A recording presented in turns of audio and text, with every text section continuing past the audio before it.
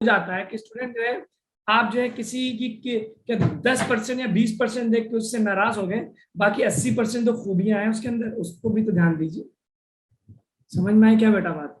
जिंदगी में तुम्हारे साथ कोई ऐसा आया कि जिसका तुम अगर कहते ना कि अगर आपको कोई भी इंसान हो, आपका फ्रेंड हो, आपके फैमिली मेंबर हो, कोई उसकी पॉजिटिव चीजों को देखे और नेगेटिव चीजों को देखे, क्योंकि कोई भी इंसान परफेक्ट नहीं है भाई।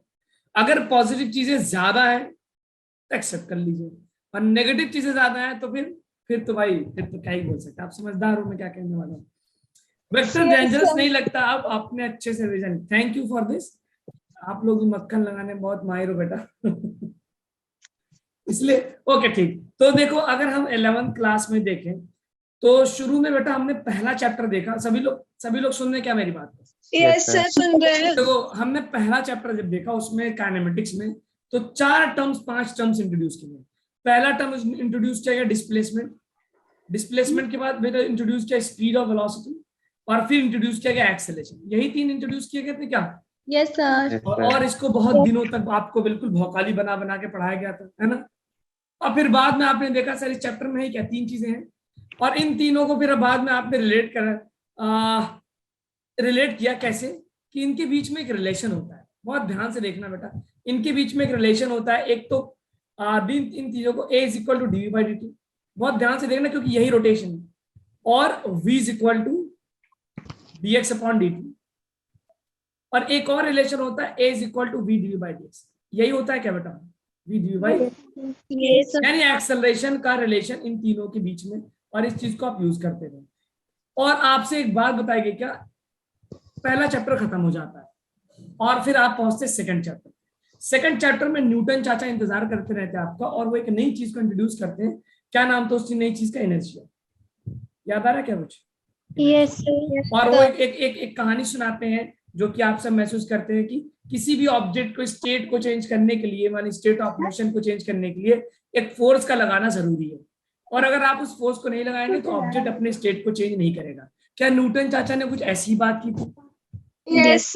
और उसकी वजह उन्होंने बताई थी इनर्शिया, और उन्होंने प्यार से एक इक्वेशन दे दिया था, F is equal to dp by dt। dp over dt। Yes sir. कौन है भाई? घर की बात इधर ना करें। Force is equal to rate of change of momentum, और इसको आप सिंप्लीफाई करके F is equal to ma convert करते हैं, F इज इक्वल टू और A is equal to F by। ये सारे रिलेशन ना फालतू नहीं है, अभी इस्तेमाल होने वाले। A is equal to F by हम करते हैं। फोर्स एक वेक्टर क्वांटिटी, तो उसको ऐसे भी लिख सकते हैं। और यहां से एक टर्म आया बेटा इनर्शिया। इनर्शिया क्या है ये बताता है। What is inertia? Tendency of every object to oppose the change in velocity. जितना ज्यादा मास होगा उतना ज्यादा इनर्शिया होगा, और उतना ज्यादा वो अपने वेलोसिटी को चेंज करना नहीं चाहेगा। उतना ज्यादा अपने वेलोसिटी को चेंज करना नहीं चाहेगा, यानी जो वेलोसिटी उसको मिल चुकी है वो उसी वेलोसिटी के साथ जिंदगी गुजारना पसंद करेगा। और इसीलिए आप देखते हैं कि भाई एक ट्रक यानी जिसका मास बहुत ज्यादा है उसकी वेलोसिटी को चेंज करना मुश्किल है, बजाय इसके कि एक छोटा सा बॉल जिसका मास बहुत कम है। तो tendency to oppose the change in velocity, change in velocity. ठीक है। अच्छा yes. पहले चैप्टर में 3 इक्वेशन और आपको मिले थे कांस्टेंट एक्सेलरेशन का।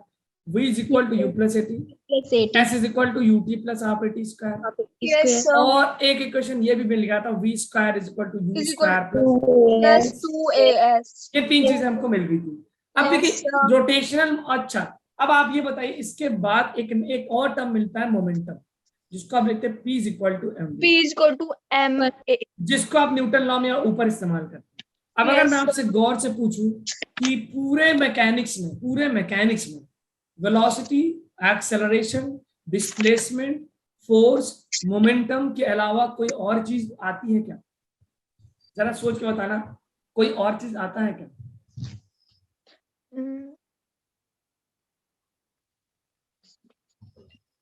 नहीं, अभी मैं रोटेशन पे नहीं पहुंचा बेटा। टॉर्क तो रोटेशन का पार्ट ना, रोटेशन तो मैं पढ़ाऊंगा, उससे पहले की बात नहीं आता सर, यही आता है। यही आता है?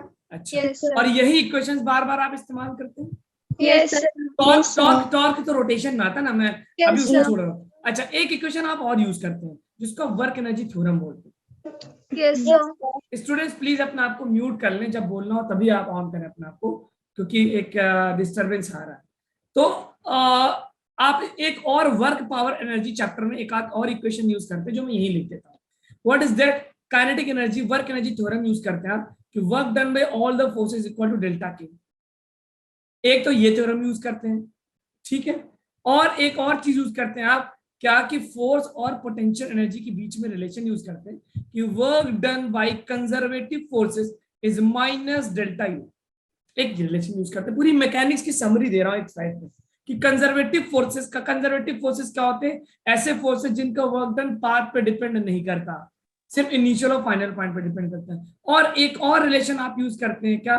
F is equal to minus du by dx। यही सारा इक्वेशन आप चिपकाने जा रहे हैं रोटेशनल मोशन। ये सारा इक्वेशन आप कहां चिपकाने जा रहे हैं बेटा?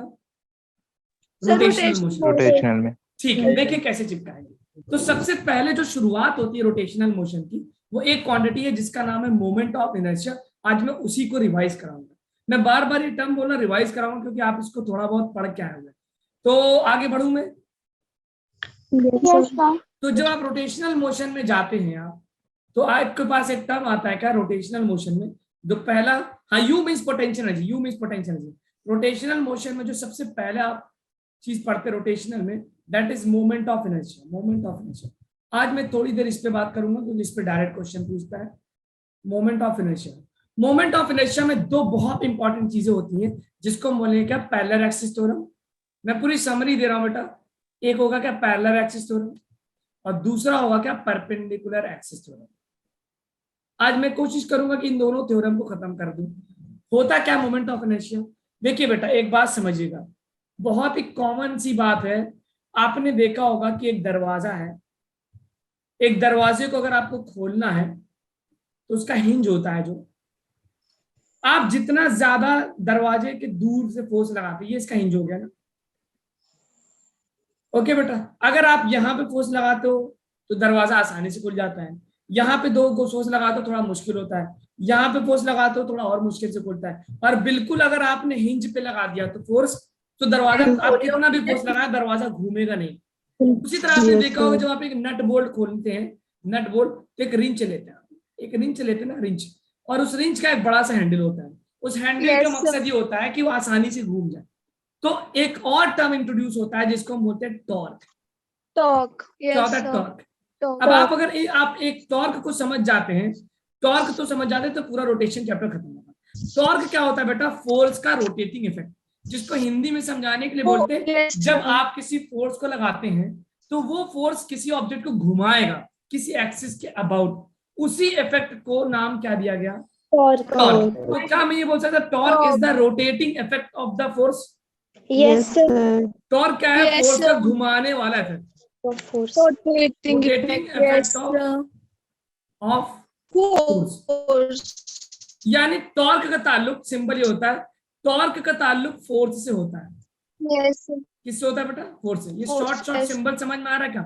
Force. ठीक है, टॉर्क का ताल्लुक किससे? Yes, sir. Force torque produce करता है। तो फोर्स क्या है? कॉज, और टॉर्क क्या है? इफेक्ट। समझ में आ रही मेरी बात क्या? Yes sir. फोर्स एक वजह होती है, फोर्स एक वजह होती है, और टॉर्क उसकी, टॉर्क क्या होता है? कॉज होता है। मतलब सॉरी टॉर्क उसका इफेक्ट होता है। Yes, sir. तो ऐसा पॉसिबल हो सकता है कि आप फोर्स लगाएं लेकिन टॉर्क पैदा ना हो, यानी ऑब्जेक्ट ना घूमे। ऐसा होता है क्या? जैसे दरवाजे के बिल्कुल एक्सिस पे आपने फोर्स लगा दिया, तो फोर्स तो आप लगा रहे, लेकिन फोर्स का रोटेटिंग इफेक्ट, क्योंकि टॉर्क वो क्या है? जीरो है। ठीक है, आई होप यू आर, थोड़ा बहुत तो रिवीजन हो रहा होगा। यस अब देखते सर। हैं कि टॉर्क को भी समझ गए। अब आप देखते हैं जरा कि टॉर्क करता क्या है। अब हम आते हैं न्यूटन्स लॉ पे। न्यूटन्स लॉ में क्या है कि आपने एक टर्म था फोर्स, और फोर्स के लिए क्या था बेटा? dp by dt। जब आप रोटेशन में पहुंच गए, यानी कि यहाँ पे क्या क्या टर्म्स है? मास है, ये बेटा देखो यहाँ पे ट्रांसलेशन, यहाँ पे ट्रांसलेशन का मतलब आप समझ रहे होंगे जब ऑब्जेक्ट घूमता नहीं तो इसमें मास होगा और मोमेंटम होगा। इसको क्या बोलते हैं? Linear momentum. लीनियर मोमेंटम मतलब क्या होगा बेटा? पी से लिखते हैं। और यहाँ पे होगा क्या? Linear acceleration. Linear acceleration. Acceleration, जिसका सिंबल होता है क्या, ए, और यहां पे होता है क्या, फोर्स। फोर्स होता है जब कोई ऑब्जेक्ट घूमने लगता है। मैं पूरी क्लास को समराइज कर रहा हूं, बहुत डिटेल में नहीं बता रहा हूं। तो कुछ चीजें इसका भाई बन जाती, इसके मास की जगह जो काम करता है वो मोमेंट ऑफ इनर्शिया। मास क्या प्रोड्यूस करता है, इनर्शिया। तो अब जो काम ट्रांसलेशन में मास करता था यानी इनर्शिया करता था, वही काम कौन करने लगेगा, मोमेंट ऑफ इनर्शिया। आई बोल सकता हूं, आई सिंबल होगा। जो काम यहाँ पे लीनियर मोमेंटम करता था, जिसका symbol P is equal to mv होता था, P is equal to mv। अच्छा अच्छा, एक चीज और है, बीच में क्या बोलता हूँ मैं, लीनियर वेलोसिटी भी लिख दूं। Yes sir. लीनियर वेलोसिटी भी क्या होता था बेटा, डिस्प्लेसमेंट अपॉन टाइम। यहाँ पे लीनियर वेलोसिटी क्या हो जाता है, टॉर्क में कोई चीज घूमती है तो घूमने के लिए क्या आएगा, एंगुलर वेलोसिटी। एंगुलर वेलोसिटी का मतलब क्या हो, एंगल अपॉन टाइम, सिंबल क्या होता है, ओमेगा। Yes sir. मतलब वहां पे कोई चीज आगे बढ़ती थी, यहाँ पे कोई चीज आगे बढ़ती थी, यहाँ पे कोई चीज क्या करेगी, घूमेगी। Yes sir. बहुत ध्यान से देखना, घूमेगा। तो अब यहाँ पे क्या होता है, जब लीनियर मोमेंटम होता है तो यहाँ पे हम एंगुलर मोमेंटम होता है sir. Angular momentum.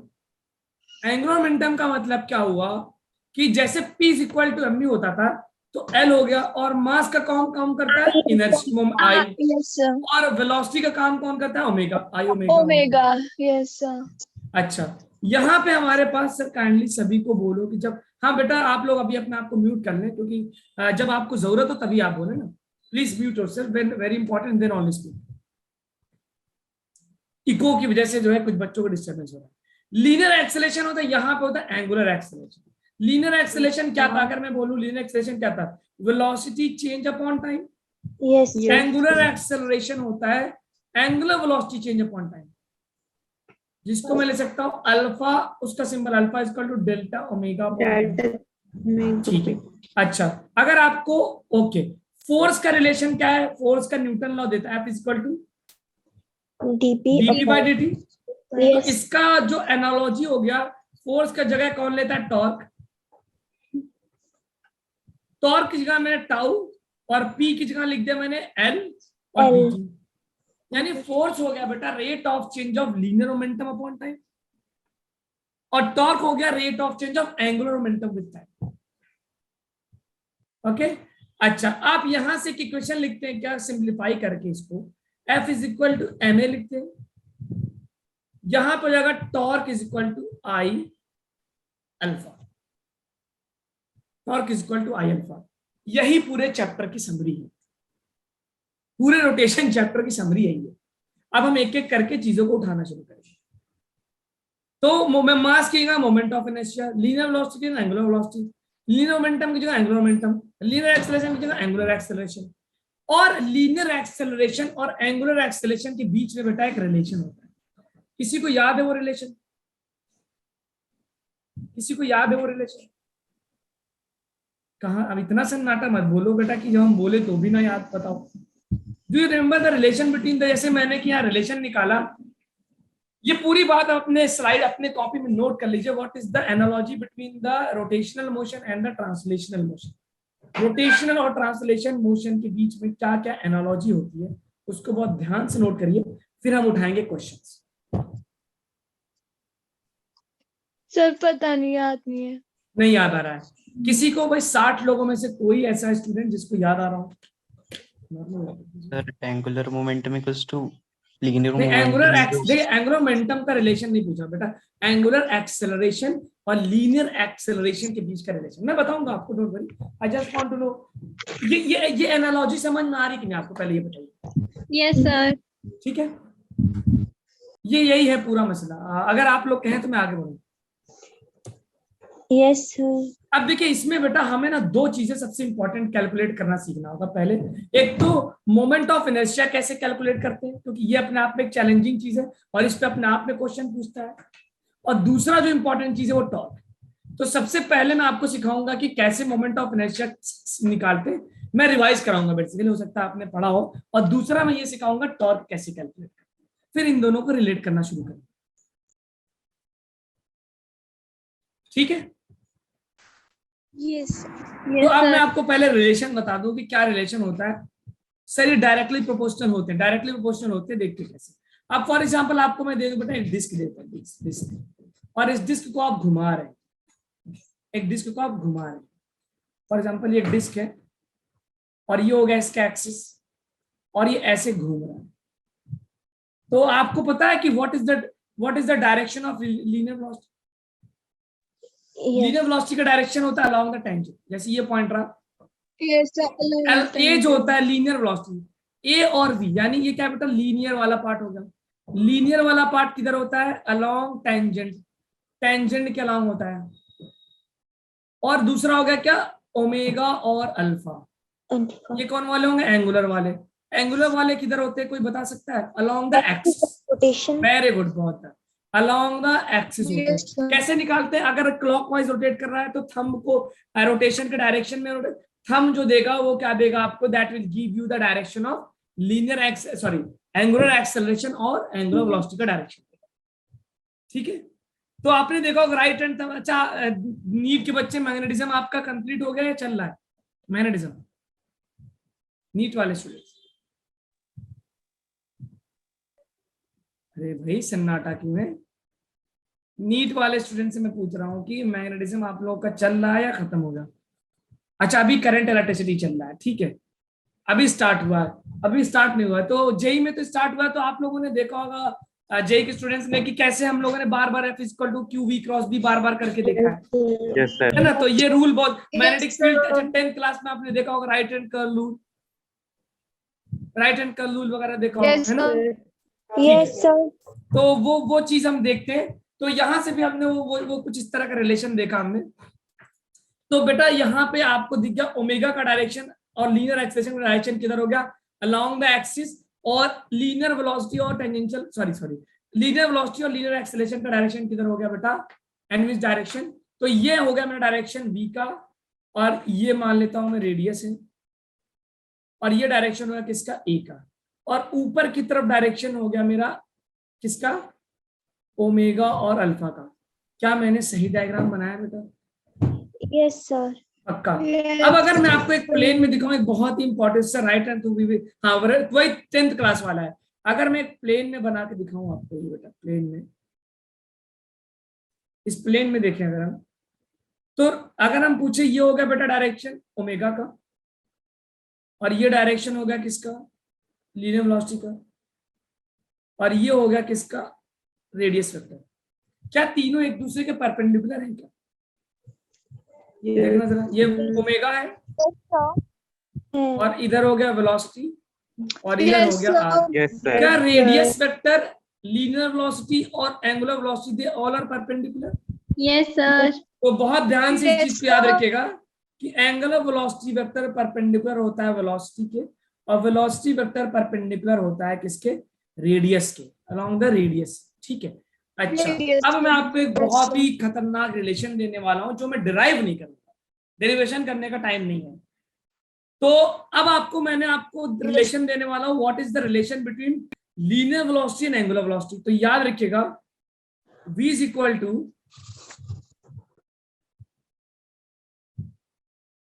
Omega cross R. Cross product जानते होंगे आप लोग, क्रॉस प्रोडक्ट तो जानते होंगे बेटा, ये बहुत इंपॉर्टेंट रिजल्ट है, याद रख लो। v is equal to omega cross R, v is equal to omega cross R. और अच्छा ये बताओ बेटा, इसको अगर मैं मैग्नीट्यूड निकालूं तो क्या ओमेगा आर साइन थीटा लिख सकता हूं? Sine theta, yes.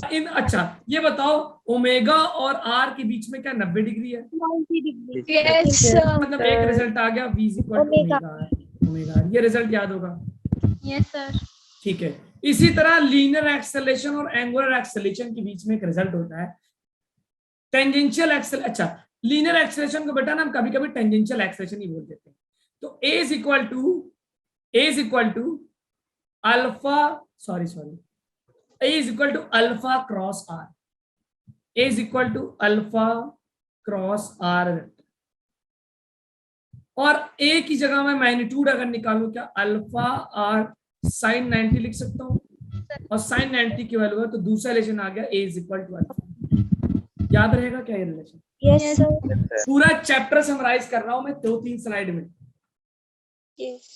जो बच्चा थोड़ा बहुत भी ध्यान से करेगा ना, वो मैं आपको जेई नीट के क्वेश्चंस करवा दूंगा इसी के ऊपर। अगर हाँ, प्रोवाइडेड कि आपको ये समझ में आना चाहिए कि क्रॉस प्रोडक्ट क्या होता है। क्रॉस प्रोडक्ट क्या होता है? अच्छा बेटा, जो लोग क्रॉस प्रोडक्ट जानते हैं, जरा ओमेगा क्रॉस आर करके देखो, वेलोसिटी की तरफ आ रहा है क्या? Yes, sir. ओमेगा ऊपर की तरफ, Yes, radius sir. Right side, omega से आर की तरफ गए, क्या अंगूठा अंदर गया? Yes, sir. और अंदर क्या लीनियर वेलोसिटी है? Yes, sir. क्या मैंने सही पढ़ाया आपको? Yes, sir. गलत थोड़ी पढ़ाता हूँ मैं, सही पढ़ाता हूँ, ठीक है। अच्छा, इसी तरह अल्फा क्रॉस आर करके देखो, ए के बराबर आ रहा है क्या? अगर मैं इसी तरह ऊपर देखूं तो ये होगा ऊपर एक्सिस के लॉन्ग एंगुलर एक्सेलरेशन, इधर मेरे पास है रेडियस वेक्टर, और अंदर की तरफ टेंजेंट के क्रॉस हो गया क्या? टेंजेंशियल वेलोसिटी या टेंजेंशियल एक्सेलेरेशन, लीनियर एक्सेलरेशन। जरा अल्फा क्रॉस आर करके देखो, सही आ रहा है क्या? अंदर को। सही हो गया? चलो, Yes, sir. ये रिजल्ट याद रहेंगे तुमको? Yes, Yes, sir. पक्का? पक्का। Sir. ठीक है, चलो इसको नोट करो और आगे बढ़ो। Sir, हो गया। Yes, sir sir. नहीं, Sir, 1 second. हाँ ठीक है, 1 सेकंड हो गया बेटा, 1 मिनट बोला था, 1 सेकंड में क्या होता है अपनी तो ये हमने आपको पूरे चैप्टर को समराइज कर दिया। मैकेनिक्स की बात हो रही है। अब आपको मैं ये पूछूं कि अगर कोई स्टूडेंट मैकेनिक्स पढ़ा होगा, हो सकता है मैंने एक आध दो रिलेशन ही छूटे होंगे, मैं दिमाग पे जोर डालूं तो 1-2 रिलेशन और याद आ जाएंगे, लेकिन मेरे हिसाब से तो मैकेनिक्स के मैंने 2 स्लाइड में पूरे रिलेशन आपके सामने पटक दिए, जहां तक मुझे याद आ रहा है। Yes, अगर sir. किसी को कोई और रिलेशन याद आ रहा है तो बता दे भाई कि सर आपने ये 2 रिलेशन छोड़ रखे हैं। फोर्स और टॉर्क के बीच में क्या रिलेशन होता है? क्या चीज बेटा? फोर्स और टॉर्क के बीच में। हाँ, वो तो अभी तो वो तो हमारा टॉपिक है ना, वो वही तो शुरू करने वाले हैं। वहीं पे तो अभी मैंने आपको बताया ना कि 2 चीजें हम ये देख रहे हैं ना, ये मैंने ब्लू कलर का डॉट लगा रखा ना कि ये दोनों तो हम कैलकुलेट करना सीखेंगे अभी, कि how to calculate the moment of inertia and how to calculate the torque. ये दोनों चीजें तुम्हारा बचा हुआ है, वो तो मैंने खुद बोला। ठीक है, अब आते हैं हम, let us come to the calculation of torque. Torque के कैलकुलेशन पे आते हैं। ठीक है, चले टॉर्क कैलकुलेशन पे। Yes, sir. चलो टॉर्क को कैलकुलेट करते हैं। तो टॉर्क क्या होता है, फिर से बताइए? Torque is the rotating effect of force. सभी लोग बोलो मेरे साथ, सभी लोग बोलिए, torque is the rotating effect of force. Torque is the rotating torque is effect the of rotating force. Effect of force. ठीक है, ऐसा हो सकता है कि आप फोर्स लगाए लेकिन टॉर्क ना मिले, हो सकता है क्या? Yes, sir. हो सकता है। ऐसा हो सकता है। जैसे आपने कभी ये महसूस किया है, बाथरूम में आप गए और उसकी टोटी टूट जाए, हुआ है क्या उसका घुमाने वाला जो होता है? Yes, Yes, sir. sir. तो वो घूमता है क्या टैप? नहीं सर, नहीं फिर घूमता। क्या करते हो? नहीं लगा देते हैं। नए लगा देते हो, उससे पहले कुछ और होता है, दिक्कत हो जाती है ना। इसी तरह आपने देखो घरों में क्या होता है कि नॉब होता है गैस स्टोव का, वो कभी कभी टूट जाता है ना। Yes, सभी sir. घरों में होता है, अमीर गरीब सभी घरों में होता है, तो फिर वो घूमता नहीं है पकड़ Yes, के ना। Yes, okay, sir. तो व्हाट इज द रीजन? तो हम कहते हैं क्योंकि हम फोर्स कितना भी लगाएं, लेकिन उस फोर्स के बदले कोई ऑब्जेक्ट घूमेगा या नहीं घूमेगा, वो डिपेंड करता है टॉर्क कितना पैदा हो रहा है। तो torque is the effect of force. Torque is the effect of force. Let us study the relation between torque and force. Force की वजह से टॉर्क कैसे पैदा होता है। तो मान लो बेटा मेरे पास कोई रैंडम शेप्ड ऑब्जेक्ट है, ये उसका एक्सिस हो गया, यहां पे मैंने फोर्स लगाया घुमाने के लिए, और ये रहा मेरे पास फोर्स। क्या रहा? ये फोर्स। और ये रहा मेरे पास रेडियस वेक्टर। रेडियस वेक्टर है पोजीशन वेक्टर। किसका position vector? Point of application of force का एक्सिस से। आर वेक्टर क्या होता है बेटा? बहुत से बच्चे पूछते सर आर क्या? आर क्या है? R is the position vector, position vector of point of force. जहां पे फोर्स लग रहा है, पॉइंट ऑफ फोर्स कहां से है बेटा? कहां से? From axis. ये होता है आपके पास, this is my R vector. अब अगर हम डिफाइन करें तो इनके बीच में कुछ एंगल होगा, इनके बीच में फोर्स और टॉर्क के बीच में कुछ एंगल होगा। तो मैं अगर ये एंगल निकालूं, अगर मैं इस फिगर को बाहर लाऊं, तो ये हो गया आर वेक्टर, और ये हो गया मेरा, लेट मी से this is my F vector. या ऐसा करते हैं, हाँ, लेट मी से this is my F vector. ये रहा, इनके बीच में कुछ एंगल थीटा है, तो टॉर्क जो डिफाइन होता है वो डिफाइन होता है कैसे, मैं डेरिवेशन नहीं करा रहा हूं, बस आपको revise. Torque vector is defined as R cross F vector. मैं बोल सकता हूं torque is the cross product of position vector and the force vector. अगर मैग्नीट्यूड की बात करें तो क्या होगा, torque is equal to R F sine theta theta. अगर मैं इसमें क्या क्या जीरो कर दूं, अगर मैं आर जीरो कर दूं तो टॉर्क जीरो हो जाएगा क्या? Yes sir. इसका मतलब मैं कितना भी फोर्स लगाऊं टॉर्क जीरो, जब टॉर्क जीरो होगा नहीं तो ऑब्जेक्ट घूमेगा नहीं। जैसे एग्जांपल के तौर पे आपने ये एक्सिस लिया और आप एक्सिस पे ही फोर्स लगा दो, आप दरवाजे के एक्सिस पे ही फोर्स लगा दो यहां पे, तो जब आपने यहां पे फोर्स लगाया तो आर जीरो हो गया क्या? बोलो ना बेटा, आर जीरो हो गया क्या? Yes sir. जब आर जीरो हो गया तो टॉर्क क्या होगा? जीरो। मतलब टॉर्क जीरो हो जाएगा अगर आपका फोर्स इंटरसेप्ट कर जाए एक्सिस को। अगर आपने जो फोर्स लगाया वो एक्सिस को इंटरसेप्ट कर जाए तो टॉर्क क्या हो जाएगा? जीरो हो जाएगा। दूसरा कंडीशन टॉर्क यानी रोटेटेड जीरो, थीटा क्या हो जाएगा? जीरो बेटा, थीटा जीरो। थीटा जीरो तो साइन जीरो जीरो, इसका मतलब अब भी क्या हो जाएगा? Torque zero. तो अब इसको जरा विजुलाइज करते सर, ये वाला कैसे होगा? मान लो ये मेरा रैंडम शेप्ड ऑब्जेक्ट है, यहां पर एक्सिस, और आपने जो फोर्स लगाया, नॉइज आ रहा है किसी के माइक से, नॉइज बंद करें बेटा प्लीज। आपने बिल्कुल ऐसे लगा दिया फोर्स,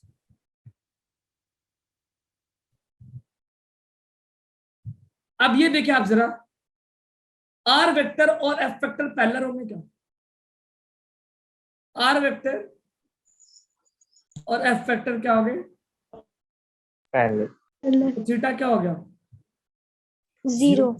ये दूसरा केस है जब आपने कभी देखा होगा दरवाजे पे जब आप फोर्स लगाते हैं, मैं आपको एक स्लाइड दिखाता हूं, जरा आप लोग इसको नोट कर लें, बहुत ही इंपॉर्टेंट स्लाइड है। टॉर्क क्या होता है? Rotating effect of force. फिर से लिख दूं, torque is the rotating effect of force. और डिफाइन कैसे करते हैं? आर क्रॉस एफ से, रोटेटिंग इफेक्ट ऑफ फोर्स। तो कुछ केसेस हैं जिसमें आप फोर्स लगाएंगे लेकिन टॉर्क, हाँ it can be 180 degree also. 180 degree का मतलब क्या होता है? साइन 180 भी तो जीरो ही होता है, साइन 180 भी तो जीरो ही होता है, sine 180 degree is also zero. जब ये नोट हो जाए तो बताइएगा मुझे, मैं आपको एक बहुत ही अच्छी स्लाइड। यस सर, हो गया। Done sir. Done, okay. मैं आपको एक स्लाइड दिखा दूं।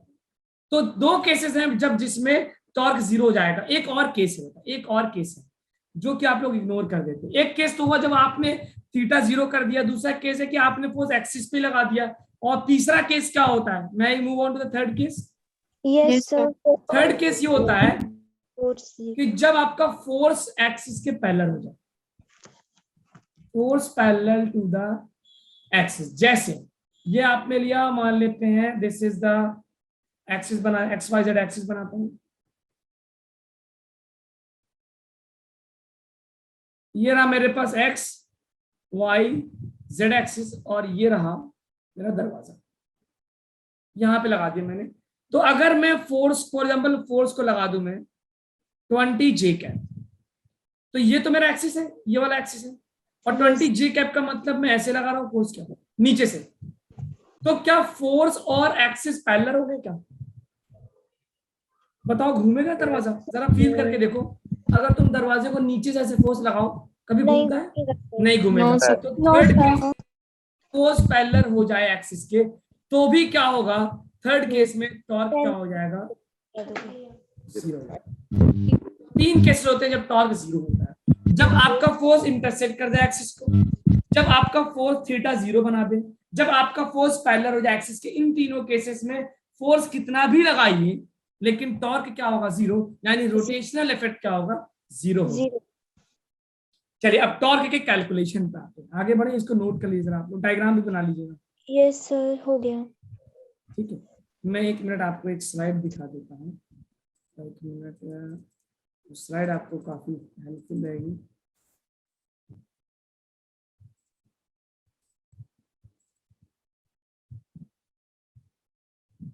जस्ट अ मिनट बेटा,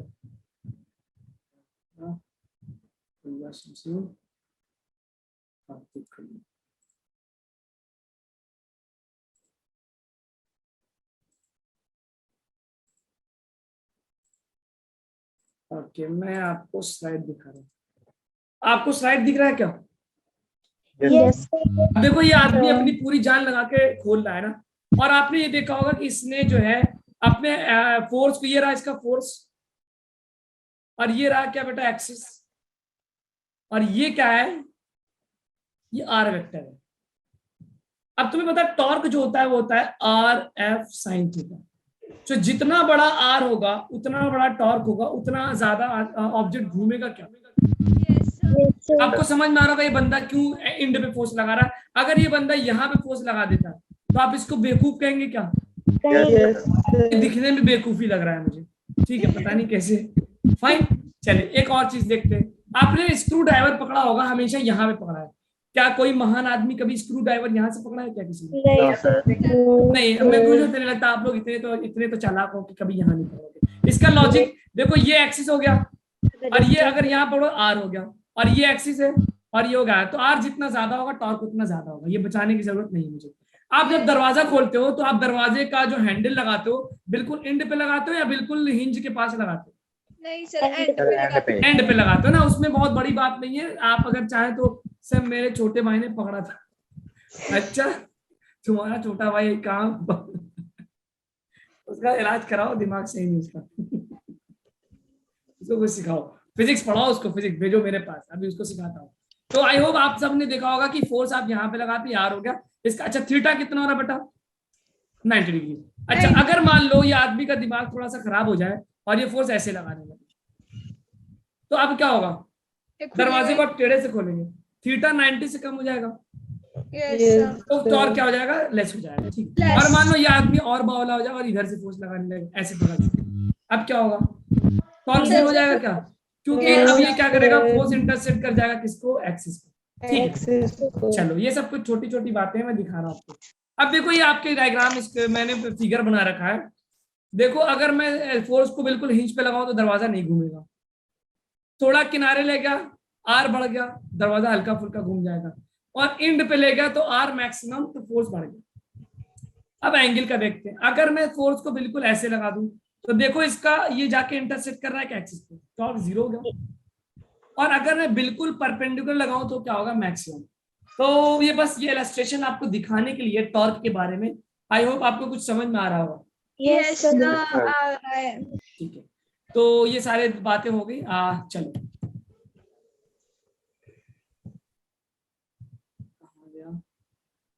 ठीक। अब इस डायग्राम को अगर हम देखें, एक मिनट में मैं अब आता हूं। Let us come to the calculation of torque. Let us come to the,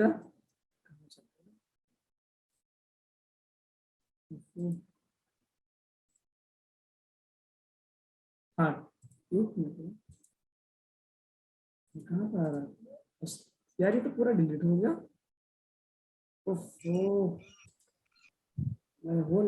आप लोगों ने तो नोट कर लिया ना? Yes sir. स्लाइड्स उसमें खोल दी मैंने, और उसी चक्कर में जो है वो सेव होना बंद हो गया। खैर चलिए, खैर आप लोगों ने नोट कर लिया होगा। तो बेटा देखो टॉर्क कैसे कैलकुलेट करते हैं। टॉर्क का कैलकुलेशन करते हैं, टॉर्क के कैलकुलेशन पे। तो ये हमारे पास हो गया एक्सिस, ये हो गया हमारे पास एक्सिस, ठीक है, और ये हो गया फोर्स, और ये हो गया आर, ये इसके बीच का एंगल। तो हम क्या करते हैं, इसको हम लिख सकते हैं torque is equal to R into F sine theta. इसको लिख सकते हैं क्या? टॉर्क को हम और भी लिख सकते हैं, ठीक है, कोई बात नहीं, रिकॉर्डिंग भी मिल जाएगी और पीडी। और R is torque is equal to R F sine theta. Torque is equal to R F sine theta, और इसको मैं लिख सकता हूं R sine theta into F. और आप इसको देखो, अगर मैं इस डायग्राम से देखूं बेटा, ये अगर थीटा है तो ये भी मेरे पास थीटा हो जाएगा, थीटा हो जाएगा। Yes sir. और अगर हम इस आर को देखें तो ये परपेंडिकुलर है, तो क्या ये भी आर साइन थीटा हो गया? Yes sir. और ये कितना हो गया? R cos theta. तो क्या इसको मैं बोल सकता हूं, आर साइन थीटा को बोल सकता हूं क्या? Perpendicular distance of this force, perpendicular distance of this force from the axis, ठीक है। तो टॉर्क को हम कभी कभी ऐसे भी लिखते हैं, torque is equal to R perpendicular into force, F. Yes sir. ठीक Yes, है, sir. तो आर परपेंडिकुलर क्या हो गया, आर परपेंडिकुलर हो गया perpendicular distance Distance Of the line action of of force. Force force from from the axis, axis from axis X. बस short में लिखे, ज्यादा बड़ा वर्ड होगा तो याद नहीं। तो आपको करना क्या है, आप फोर्स को सीधा खींचिए और एक्सिस से परपेंडिकुलर लाइन खींचिए और वही आपका आर, उसी से मल्टीप्लाई कर दीजिए फोर्स को। Yes, sir. ठीक है, अगर मैं इसमें पूछूं कि चलो एक्स एक्सिस वाई एक्सिस, तो आर तो ये हो गया बेटा और Yes, एफ sir. ये हो गया। अगर हम आर क्रॉस एफ करें, एक मिनट,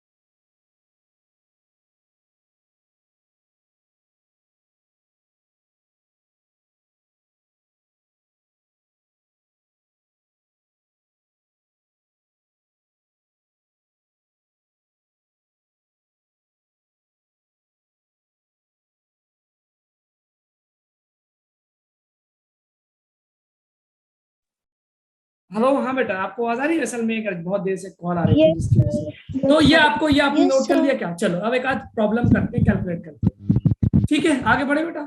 Yes, sir. अब मिसाल के तौर पे हमारे पास एक for example I have been given एक रॉड दे दिया, एक ये एक्स वाई जेड एक्सिस दे दिया हमको, ये एक्स एक्सिस वाई एक्सिस, और यहाँ पे एक रॉड दे दिया हमको, ये रॉड है और इस रॉड पे फोर्स लगा रहा है, ये एक्स है, ये वाई है और ये होगा जेड एक्स। ठीक है, ये एक्स वाई जेड है। That NEET physics was very easy previously. So what about the next year paper in this? अच्छा बताता हूँ बेटा, पेपर इजी को पेपर इजी, चलिए मैं पहले क्वेश्चन कर लेते हैं फिर नीट के पेपर पर डिस्कशन करते हैं। पेपर इजी और टफ जो है ना एग्जाम के बाहर डिसाइड नहीं किया जाता। एग्जाम क्या हो, पेपर इजी और टफ जो होता है ना सिर्फ क्वेश्चन के लेवल पे नहीं डिपेंड करता, टाइम पे भी डिपेंड करता है। अगर मैं आपको एक क्वेश्चन दे दूं और उसके लिए मैं कह दूं बताओ एक ऑब्जेक्ट है, उसको ऊपर फेंका, मैक्सिमम हाइट बताओ और 1 सेकंड का टाइम दे दूं, अब आप कहोगे सर इतना आसान क्वेश्चन था लेकिन आप कर नहीं पाए। आप मेरी बात समझ रहे हैं?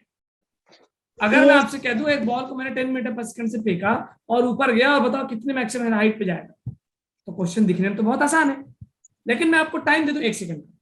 तो नीट के पेपर में क्वेश्चन का लेवल ज्यादा टफ नहीं होता, टाइम सबसे इंपॉर्टेंट चीज हो जाती है और आपका जरा सा आपको हर चीज बहुत ज्यादा प्रैक्टिस होनी चाहिए और प्लस हर चीज जबान पे होनी चाहिए, बिकॉज और कोई भी मिस्टेक नहीं होना चाहिए।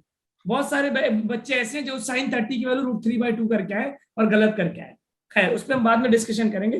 तो ये रॉड है और मैं फोर्स लगा रहा हूं बेटा, फोर्स इज 20 I कैप और ये है मेरे पास 22 मीटर, रॉड की लेंथ है 2 मीटर और ये एंगल दे दिया मैंने कितना, लेट मी से दिस एंगल इज 37 डिग्री। जल्दी से बताओ इस रॉड का टॉर्क कितना होगा, what will be the torque of this rod.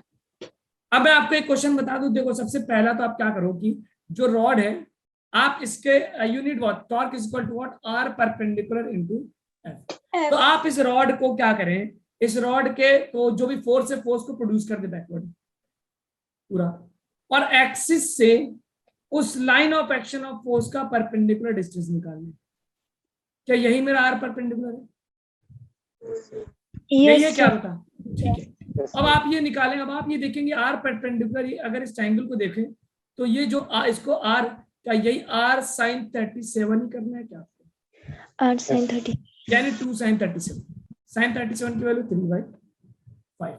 तो जो टॉर्क की वैल्यू हो गई क्या हो गया, R perpendicular into F, R perpendicular कितना हो गया 2 × 3/5 इंटू फोर्स कितना 25 पंजा 5 4 जा, तो 4 3 12 24 न्यूटन मीटर आंसर टॉर्क की वैल्यू होगी। 24 न्यूटन मीटर। डायरेक्शन क्या होगा, डायरेक्शन क्या होगा, डायरेक्शन क्या होगा? तो 24, तो मैंने देखा कि सर आर वेक्टर तो बाहर की तरफ है, ये हो गया मेरा आर वेक्टर और ये हो गया मेरा एफ वेक्टर। तो आर वेक्टर से एफ वेक्टर करूं, क्या अंदर की तरफ जा रहा है क्या? Yes, अगर मैं sir. आर क्रॉस एफ करूं, आर वेक्टर से एफ की वेक्टर की तरफ, तो is it coming inside? It is going inside. Yes, sir. तो इनसाइड का मतलब माइनस के कैप कर दूं क्या, क्योंकि ये जेड है, तो अंदर की तरफ क्या होगा, मतलब माइनस के कैप। तो टॉर्क की वैल्यू होगी 24 न्यूटन मीटर माइनस के कैप। ठीक है बेटा? Yes, sir. ओके, जल्दी मैं 7 बजे आपकी क्लास ओवर कर दूंगा, बिकॉज कॉल पे कॉल आ रही है, मुझे कहीं जाना है बहुत अर्जेंट। तो अगर आपने इसको नोट कर लिया तो बताइए, मैं कहूँ एक आध क्वेश्चन और। हो गया. एक मिनट रुको सर, कोई बात नहीं। Yes. अब देखिए, मैं कह रहा हूं कि एक डिस्क ले लेता हूं, एक क्या बेटा, डिस्क। और इस डिस्क पे, इस डिस्क का वेट है 20 न्यूटन। कितना है? 20 न्यूटन। और यहां से मैंने एक ब्लॉक लटका दिया 4 किलोग्राम का, और इसका रेडियस मैंने दे दिया 10 सेंटीमीटर। तो बताइए टॉर्क कितना होगा, how much torque, how much torque. और डायरेक्शन बताए, टॉर्क कितना होगा, टॉर्क कितना होगा।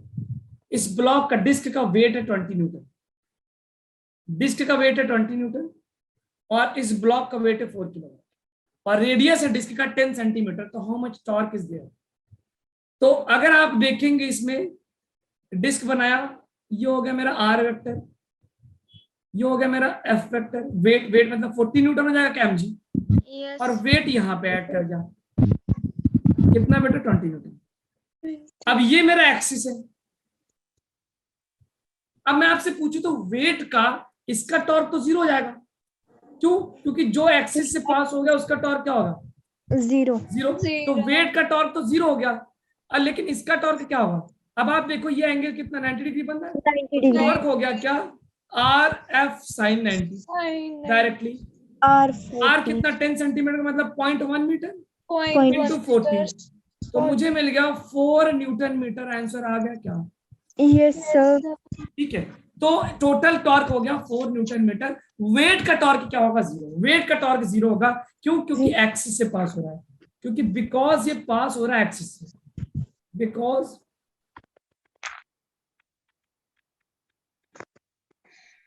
पासिंग थ्रू एक्सिस, एक्सिस से पास हो रहा है। ठीक है, एक्सिस से पास हो रहा है। सर रेडियस 0.1 कैसे आया? 10 सेंटीमीटर है ना बेटा, तो आप मीटर में कन्वर्ट करोगे तो 10 से डिवाइड करोगे तो 0.1 बन जाएगा। यस 10 सेंटीमीटर सेंटीमीटर में। चलो एक और क्वेश्चन दिखाता हूं।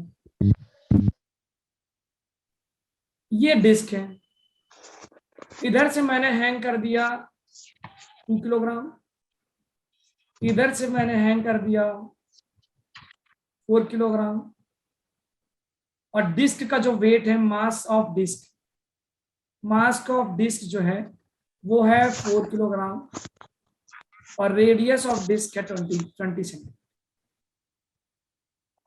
बताओ टॉर्क कितना लगेगा, what is a torque on disc, disc का टॉर्क बताओ।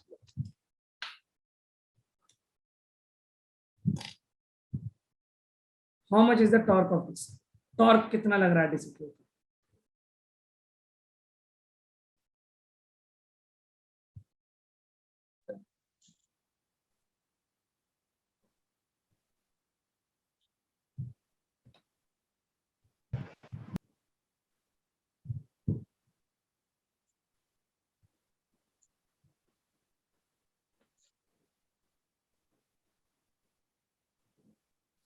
कितना टॉर्क लगेगा? 8 Newton. Sir 8 metre. 8 newton metre. अच्छा, क्लॉकवाइज एंटी क्लॉकवाइज ये बताइए। सर देखो, ओके, ये हो गया बेटा 20 newton metre, sorry 20 newton. W equal to mg करेंगे, वेट हो गया 20, इसका वेट हो गया 4g 40 न्यूटन, और सेंटर पे यानी इधर से कितना हो गया मेरे पास 20, इधर से हो गया कितना 40, और वेट लग गया कितना सेंटर पे 40 न्यूटन, तो वेट का टॉर्क तो 0 हो जाएगा। तो अगर मैं इसको देखो, इसको मान लो मैं, इसका टॉर्क कितना होगा 20 इंटू 0.2 यानी 4 न्यूटन मीटर। टॉर्क क्या होगा, फोर्स इंटू डिस्टेंस यानी न्यूटन मीटर। और इसका टॉर्क देखो तो 40 इंटू ये भी कितना, रेडियस तो सेम होगा, एंगल कितना होगा 90 डिग्री, थीटा तो 90 डिग्री है, साइन 90 क्या होगा 0। तो 40 इंटू रेडियस 20 सेंटीमीटर का मतलब 0.2 मीटर होगा, इंटू 0.2 मतलब 8 न्यूटन मीटर। अच्छा ये दोनों, एक जो है ये वाला क्या कैसे प्रोड्यूस कर रहा है बेटा, ये प्रोड्यूस कर रहा है क्लॉकवाइज टॉर्क, और ये वाला कैसा प्रोड्यूस कर रहा है एंटी क्लॉकवाइज। तो दोनों टॉर्क एक दूसरे को कैंसिल करेंगे तो नेट टॉर्क क्या मिलेगा 20। तो आप इसको माइनस करोगे तो 8 minus 4 newton metre. 4 newton metre anti clockwise answer आएगा। ACW मतलब एंटी क्लॉकवाइज, क्योंकि एंटी क्लॉकवाइज वाला टॉर्क ज्यादा है। यस ठीक है, एंटी क्लॉकवाइज वाला टॉर्क ज्यादा। 2 किलो 20 न्यूटन कैसे हो जा रहा है इसको बता। W वेट क्या होता है बेटा, वेट इक्वल टू mg होता है, W equal to mg। 2 kilogram तो उसका मास है। जब आपको वेट को मतलब फोर्स क्या होता है, वेट होता है ना, what is weight, force of gravity. तो जिस फोर्स से ग्रेविटी खींच रहा है तो पहला आप वेट को mg में कन्वर्ट करोगे ना, तो g की वैल्यू 10 होती है, तो 22 इंटू 10 हो गया 20। ठीक है, हमने इस वेट को, सॉरी इस मास को वेट में कन्वर्ट किया, इस मास को वेट में कन्वर्ट किया, W इक्वल टू mg से हमने मास को वेट में कन्वर्ट किया। ठीक है बेटा, सर ओके चलो आगे देखते हैं क्वेश्चन। और बहुत ही खतरनाक टाइप का प्रॉब्लम, देखते हैं किसके अंदर दम है। लैडर वाला प्रॉब्लम, हाँ मेरा फेवरेट। डर तो नहीं लग रहा है? नो नहीं सर। सर अभी तक नहीं, तो लगना भी लग नहीं रहा है। चाहिए। अब देखो आपको बताया कि लैडर का मास, किसी भी मान लो यूनिफॉर्म लैडर है तो उसका मास उसके सेंटर पे लगेगा। यस ऑफ 20 किलोग्राम का एक लैडर है और ये एंगल बना रहा है 37 डिग्री। ये एंगल बना रहा है कितना 37 डिग्री, और 20 किलोग्राम का लैडर है, और लैडर का लेंथ है 2 मीटर का, ले ले क्या, चलो 2 मीटर। तो कह रहा है टॉर्क कैलकुलेट करिए, टॉर्क, ठीक है, टॉर्क ड्यू टू वेट, उसकी वेट की वजह से कितना टॉर्क लग रहा है। तो मैं एक हिंट दे दूं कि जब भी कोई ऑब्जेक्ट यूनिफॉर्म होती है तो उसका वेट उसके सेंटर पे लगता है, यहाँ पे। तो इस वेट का टॉर्क बताओ अबाउट ए, अबाउट, अब एक्सिस बताना पड़ेगा, किस एक्सिस के about, ABC। Torque of the weight about O, axis A axis के अबाउट A के अबाउट, यानी इसके about A and about B also, B के अबाउट, दोनों के अबाउट। और ये लेंथ जो मुझे दे रखी है, ये लेंथ, ये दे रखा 2, तो ये कितना हो जाएगा 1 मीटर हो जाएगा। मीटर। चलो हिंट दिया, बताओ।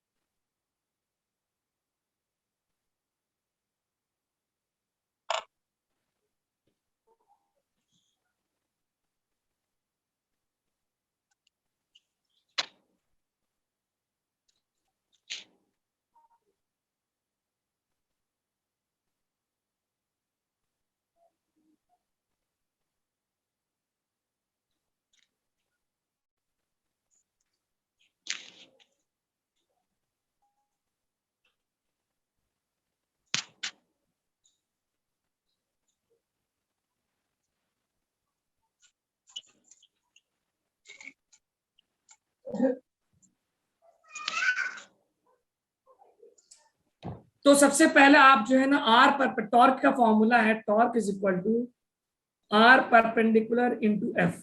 तो आप ना उस एक्सिस से, जिस एक्सिस के अबाउट निकालना है उससे परपेंडिकुलर डिस्टेंस निकालो उस फोर्स का।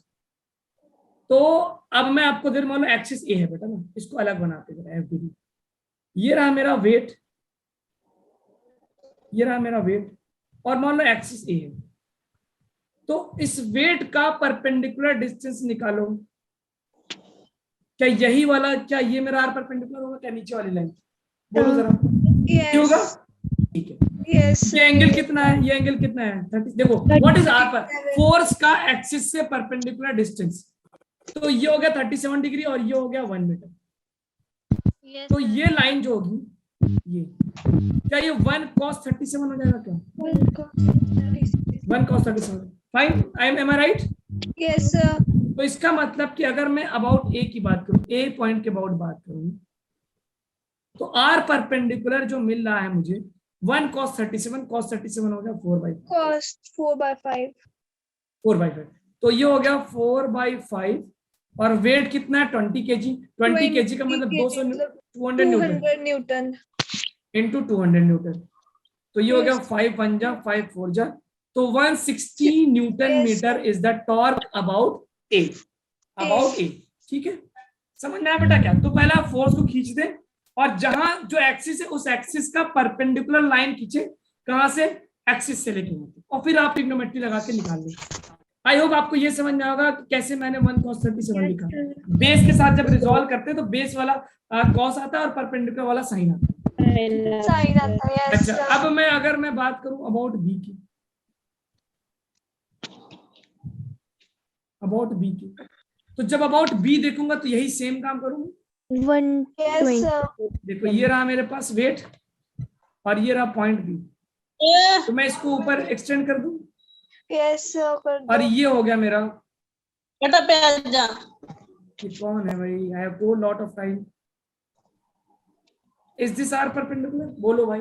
फोर्स को एक्सटेंड किया और एक्सिस से एक परपेंडिकुलर लाइन ड्रॉ कर दी फोर्स तक, वही मेरा आर परपेंडिकुलर होगा।